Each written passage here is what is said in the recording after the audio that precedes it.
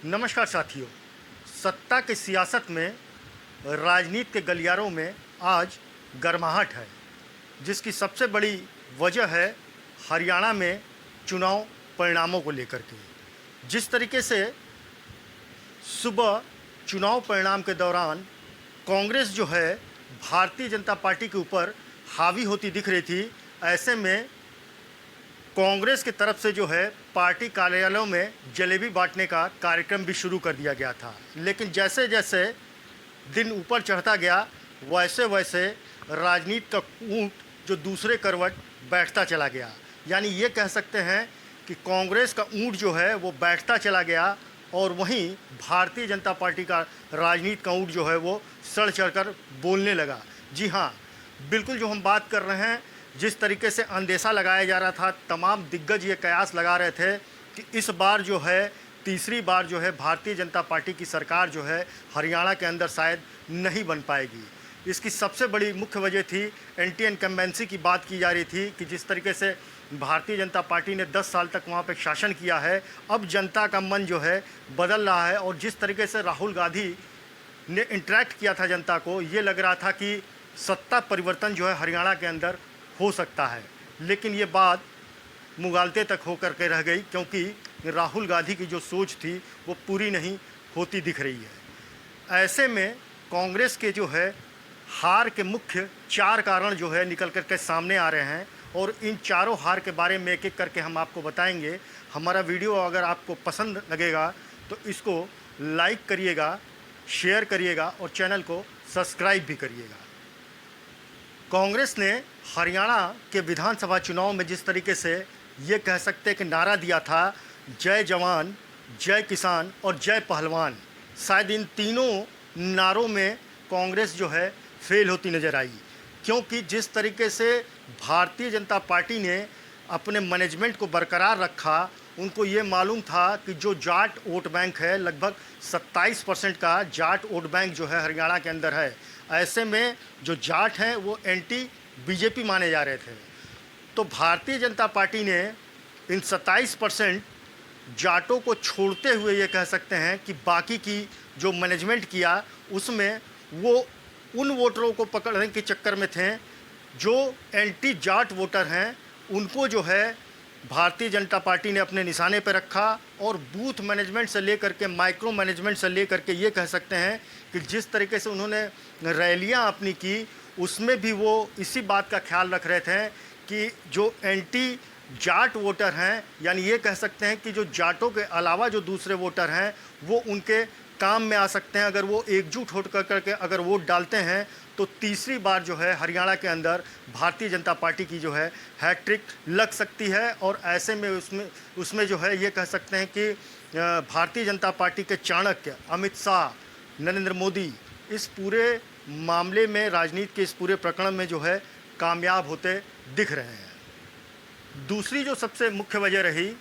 राहुल गांधी ने जो है हरियाणा की कमान अपने हाथ में ली और तमाम रैलियों में वो संविधान की बात करते रहे कि अगर भारतीय जनता पार्टी की सरकार अगर बनती है तो संविधान जो है भारतीय जनता पार्टी ख़त्म कर देगी। इस बात को लेकर के जो है भारतीय जनता पार्टी ने अपनी एक अलग तरीके की रणनीति बनाई, और प्रधानमंत्री मोदी ने खर्ची से लेकर के पर्ची तक की बात अपनी जनसभाओं में की। उन्होंने यहाँ तक कहा कि हरियाणा को 10 साल पहले तक जो है दामाद और दलालों के हाथ में दे दिया गया था, जो कि सिर्फ खर्ची और पर्ची पे जो हरियाणा चला करती थी। लेकिन अब जो है हरियाणा में विकास की बयार बह रही है, और इस विकास को जो है जनता देख रही है। तो कहीं ना कहीं ये कह सकते हैं कि प्रधानमंत्री नरेंद्र मोदी हों, अमित शाह हों या सीएम योगी आदित्यनाथ हों, जिस तरीके से उन्होंने धुआंधार रैलियां हरियाणा के अंदर की, इस बात को उन्होंने ध्यान में रखा कि कहीं भी जो है राहुल गांधी जिस तरीके से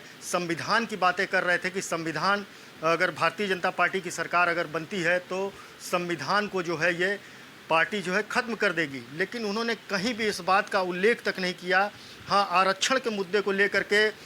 प्रधानमंत्री नरेंद्र मोदी इस बात को ज़रूर करते रहे कि जिस तरीके से कांग्रेस की अगर सरकार बनती है तो कांग्रेस जो है आरक्षण को जो है ख़त्म कर देना चाहती है। कांग्रेस की हार की तीसरी सबसे मुख्य वजह रही कि भारतीय जनता पार्टी ने विधानसभा चुनाव की रणनीति कहीं न कहीं पहले से बना ली थी और उनको ये मालूम था कि हरियाणा की जनता जो है कहीं न कहीं मनोहर लाल खट्टर से जो है नाराज़ है और वो नहीं चाहती है कि मनोहर लाल खट्टर जो है फिर से जो है हरियाणा के सीएम बने। ऐसे में भारतीय जनता पार्टी तुरुप का इक्का फेंकती है और नायब सिंह सैनी को जो है सीएम कैंडिडेट बनाती है और हरियाणा की गद्दी पे ले आकर के बैठाती है। भारतीय जनता पार्टी ने एक तीर से दो निशाने साधे। पहला तो ओबीसी वर्ग के नायब सिंह सैनी को जो है हरियाणा का मुख्यमंत्री बना दिया गया और भारतीय जनता पार्टी ने एक बड़े vote bank OBC vote bank को भी जो है साधने का काम किया। तो ये कह सकते हैं कि ये रणनीति कहीं ना कहीं जो है भारतीय जनता पार्टी के चाणक्य कहे जाने वाले अमित शाह ने पहले से बना करके रखी थी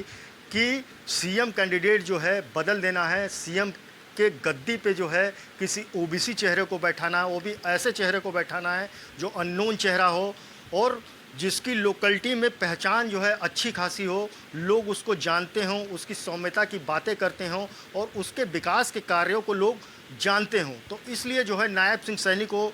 मुख्यमंत्री के पद पे बैठा करके जो है भारतीय जनता पार्टी ने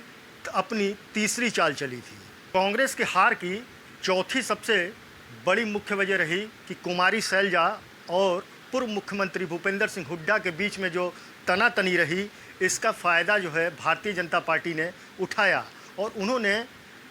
जिस तरीके से ये कह सकते हैं कि उनके नेताओं ने जो है कुमारी शैलजा को लेकर के तमाम तरीके की टिप्पणियां की, इसको लेकर के एक बात तो साफ़ हो गई थी कि कहीं ना कहीं भारतीय जनता पार्टी इसको लेकर के अपनी रणनीति पहले से बना चुकी है और कुमारी शैलजा और भूपेंद्र सिंह हुड्डा के बीच में जो तनातनी थी उसका खामियाजा जो है कांग्रेस के अंदर अंदरूनी टूट देखने को मिली, कलह देखने को मिली। राहुल गांधी जिस समय जनसभा कर रहे थे उस समय भी कुमारी शैलजा और भूपेंद्र सिंह हुड्डा दूर दूर बैठे थे। हालांकि अपना संबोधन ख़त्म करने के बाद राहुल गांधी ने मंच से जो है कुमारी शैलजा और भूपेंद्र सिंह हुड्डा का हाथ उठा करके ये जाहिर करने की कोशिश की कि हमारे पार्टी में कोई कलह नहीं है, कोई टूट नहीं है, लेकिन इसका खामियाजा जो है हरियाणा के चुनाव परिणामों में देखने को मिल रहा है। के जानकारों की अगर माने तो एक बात और निकल करके सामने आ रही है कि जिस तरीके से फिल्म अभिनेत्री कंगना रनावत ने जो है 3 कृषि कानून को लेकर के या चुनाव के ठीक पहले जो है जिस तरीके से कंगना रनावत ने अपना बयान दिया था कि जो किसानों का आंदोलन दिल्ली में चल रहा था उसमें रेप की बात उन्होंने की और किसानों की लाशों की बात उन्होंने की थी, तो कहीं ना कहीं ये कह सकते हैं कि ये भी शायद राजनीति में एक तुरुप का इक्का था भारतीय जनता पार्टी का, क्योंकि भारतीय जनता पार्टी जानती थी कि जो आंदोलन चल रहा है, जो किसानों का एक जो बहुत बड़ा जनसमूह वहाँ बैठा है, वो जाटों का जनसमूह वहाँ बैठा हुआ है और वो जाट जो है कहीं भी जो है भारतीय जनता पार्टी के खेमे में आने को तैयार नहीं थे। तो कंगना रनावत के बयान ने जो है ये कह सकते हैं कि जाट वोटरों को एक तरफ किया और एंटी जाट वोटर जो थे उनको एक तरफ कर दिया, जिसका नतीजा जो है हरियाणा के चुनाव के परिणाम में जो है देखने को शायद मिल रहा है। नमस्कार साथियों।